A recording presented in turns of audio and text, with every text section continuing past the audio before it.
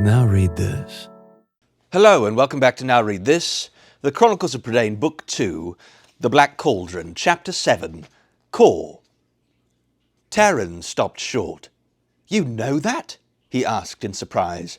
"Then why didn't you?" Gwistel gulped and darted nervous glances about him. "Oh, I know, but only in a very general way, you understand.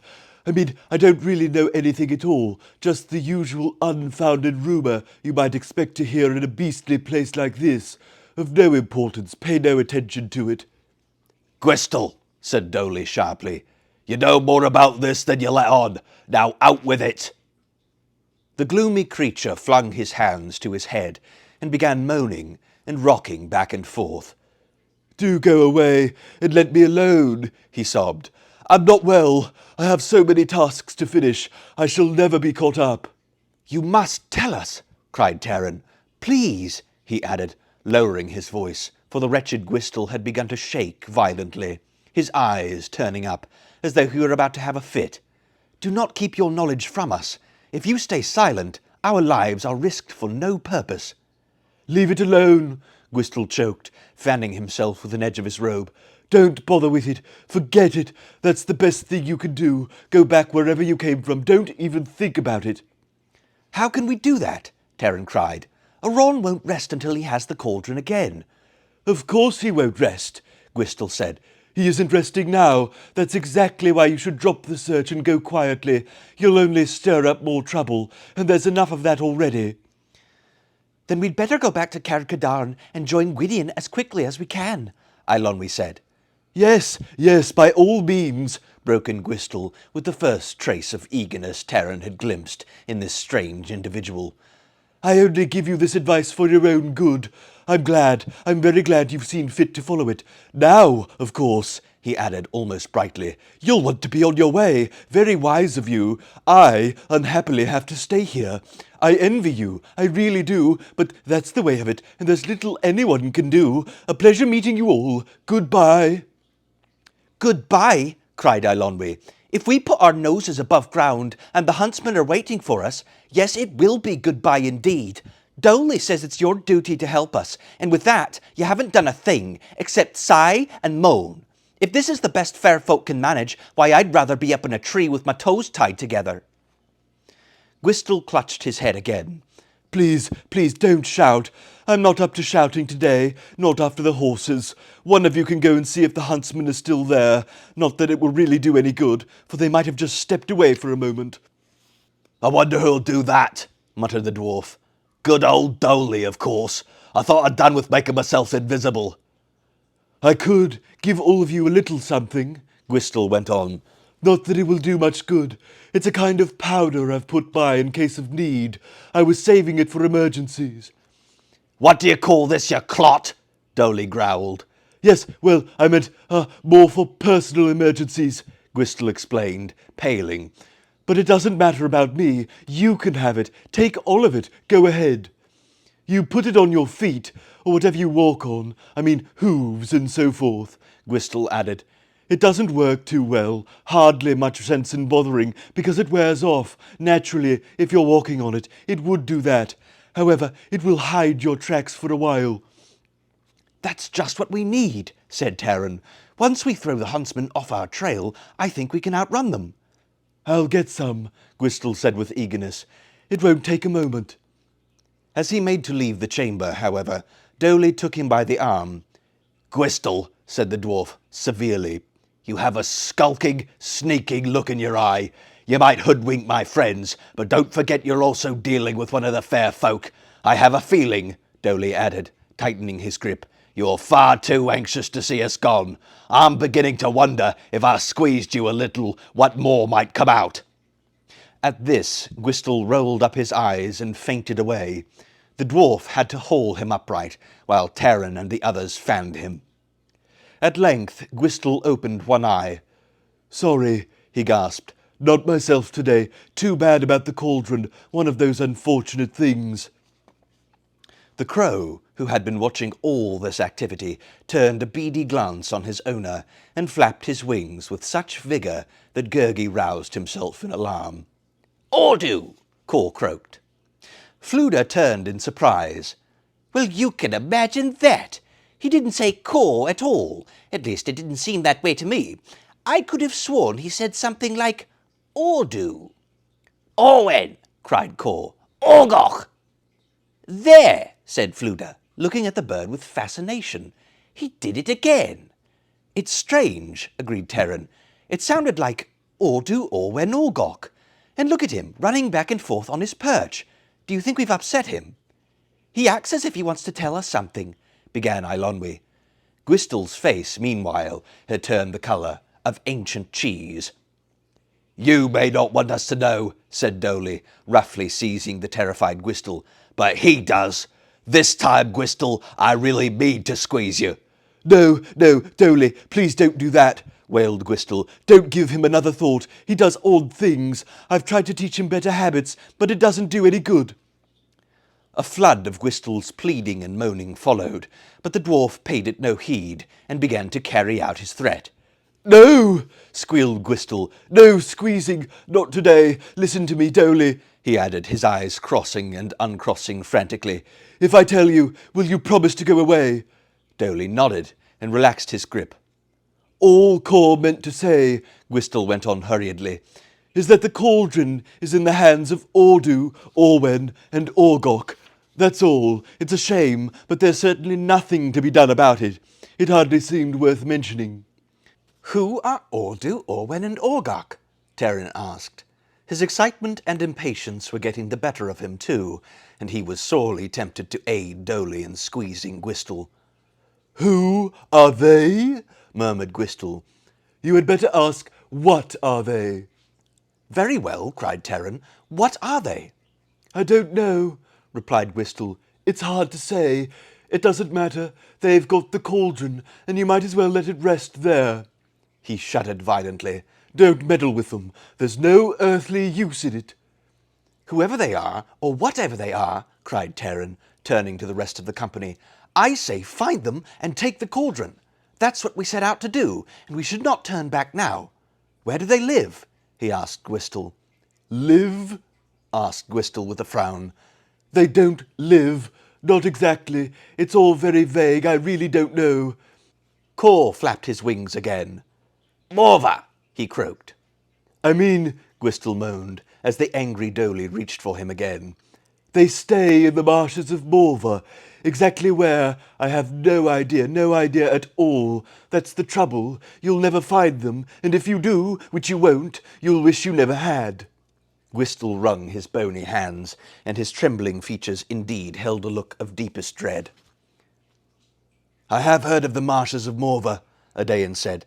"They lie to the west of here. How far, I do not know." "I do," interrupted Fluda. "A good day's journey, I should say. I once came upon them during my wanderings. I recall them quite clearly. Unpleasant stretch of country, and quite terrifying. Not that it bothered me, of course. Undaunted, I strode through." A harp string snapped abruptly with a resounding twang. "I went around them," the bard corrected himself hurriedly. "Dreadful, smelly, ugly-looking fens they were. But," he added, "if that's where the cauldron is, then I say with Terran, go there. A flam never hesitates." "A flam never hesitates to open his mouth," put in Dolly. "Gwistel is telling the truth for once, I'm sure of it. I've heard tales, back in Idalig's realm, of those, whatever you call them, and they weren't pleasant. Nobody knows much about them, or, if they do, they aren't telling." "You should pay attention to Dolly," interrupted Eilonwy, turning impatiently to Terran. "I don't see how you can even think about getting the cauldron away from whoever has it, and not even knowing whatever has it." "Besides," Eilonwy went on, "Gwydion ordered us to meet him at Caercadarn, and if my memory hasn't got holes in it from all the nonsense I've been hearing, he didn't say a word about going off in the opposite direction." "You don't understand," Terran retorted. "When he told us to meet him, he was going to plan a new search. He didn't know we would find the cauldron." "In the first place," Eilonwy said, "you haven't found the cauldron." "But we know where it is," cried Fluda. "That's just as good." "And in the second place," Eilonwy continued, ignoring the bard. If you've got any news about it, the only wise thing is to find Gwydion and tell him what you know. That's sense, put in Dolly. We'll have enough trouble getting to Caercadar without splashing around in swamps on a wild goose chase. You listen to her. She's the only one, outside of myself, who has any notion of what ought to be done. Taran hesitated. It may be, he said after a pause, that we would be wiser returning to Gwydion. King Morgant and his warriors can lend us their strength. He spoke these words with some effort. In the back of his mind, he yearned to find the cauldron, to bring it in triumph to Gwydion. Nevertheless, he could not deny to himself that Eilonwy and Dolly had proposed the surer plan. It seems to me, then, he began, but he had no sooner started to agree with Dolly than Ellidyr thrust his way to the fireside. Pig boy, Ellidyr said, you have chosen well. Return with your friends and let us make our parting here. Parting? Asked Taran, puzzled. Do you think I would turn my back now, when the prize is nearly won? Ellidyr said coldly. Go your way, pig boy, and I shall go mine, to the marshes of Morva themselves. Wait for me at Caercadar, Ellidyr added with a scornful smile. Warm your courage beside the fire. I shall bring the cauldron there. Taran's eyes flashed with anger at Ellidyr's words. The thought that Ellidyr should find the cauldron was more than he could bear. I shall warm my courage, son of Penlarco, he cried, in whatever fire you choose. Go back, the rest of you, if that's what you want. I was a fool to listen to the thoughts of a girl. Eilonwy gave a furious shriek. Dolly raised a hand in protest, but Taran cut him short. He was calmer now that his first anger had passed. This is not a game of courage, he said.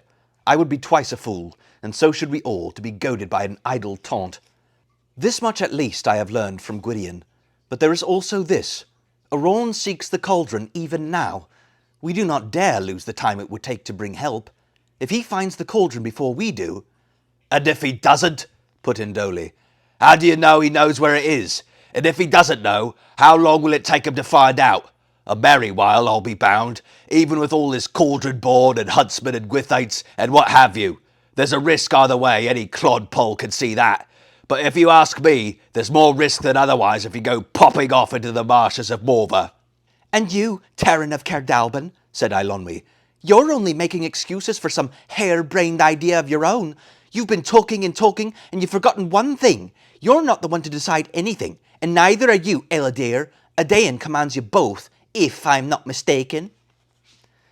Taran flushed at Eilonwy's reminder. Forgive me, Adain, he said, bowing his head. I did not intend to disobey your orders. The choice is yours. Adain, who had been listening silently near the fire, shook his head. No, he said quietly. This choice cannot be mine. I've said nothing for or against your plan. The decision is greater than I dare make. But why? Cried Taran. I don't understand, he said quickly and with concern. Of all of us, you know best what to do. Adain turned his grey eyes toward the fire. Perhaps you will understand one day. For now, choose your path, Taran of Caerdalban, he said. Wherever it may lead, I promise you my help. Taran drew back and stood silent for a moment, filled with distress and uneasiness. It was not fear touching his heart, but the wordless sorrow of dry leaves rushing desolate before the wind. Adain continued to watch the dance of the flames. I shall go to the marshes of Morva, Taran said. Adain nodded. So it shall be. No one spoke then. Even Ellidyr made no reply. He bit his lips and fingered the hilt of his sword. Well, said Dolly at last, I suppose I might as well go along too, do what I can, but it's a mistake, I warn you. Mistake? Cried the jubilant bard. By no means. I wouldn't be kept away from it. And I certainly won't, declared Eilonwy. Someone has to make sure there are at least a few of us with good sense along. Marshes, ugh. If you insist on making fools of yourselves, I wish you'd pick the drier way. And Gurgi will help, shouted Gurgi, springing to his feet. Yes, yes, with seekings and peekings. Gwistel, said Dolly, with a look of resignation. You might as well go and fetch that powder you were talking about. While Gwistel eagerly rummaged through the alcove, The dwarf drew a deep breath and flickered out of sight. He was back after some length of time, fully visible and looking furious, his ears trembling and rimmed with blue. "There's 5 huntsmen camped over the rise," he said. "They've settled down for the, oh my ears, night. If that powder is any good, we could be well away before they even know we've been here." The companions dusted their feet and the hooves of their steeds with a black substance Gwistel distributed from a mouldering sack. He seemed almost gleeful as Taran untethered Melinlas and led the horse from behind the screen of brambles. "Goodbye, goodbye," muttered Gwistel. "I hate to see you waste your time, not to mention your lives, but that's the way of it, I suppose. Here today, gone tomorrow, and what's anyone to do about it? Goodbye. I hope we meet again, but not soon. Goodbye." With that, the portal shut. Taran took a firmer grip on the bridle of Melinlas, and the companions moved silently into the forest. Hey, you want to buy something? You can check the description for my books and audiobooks. Thank you so much for watching, and don't forget to like and subscribe for more content.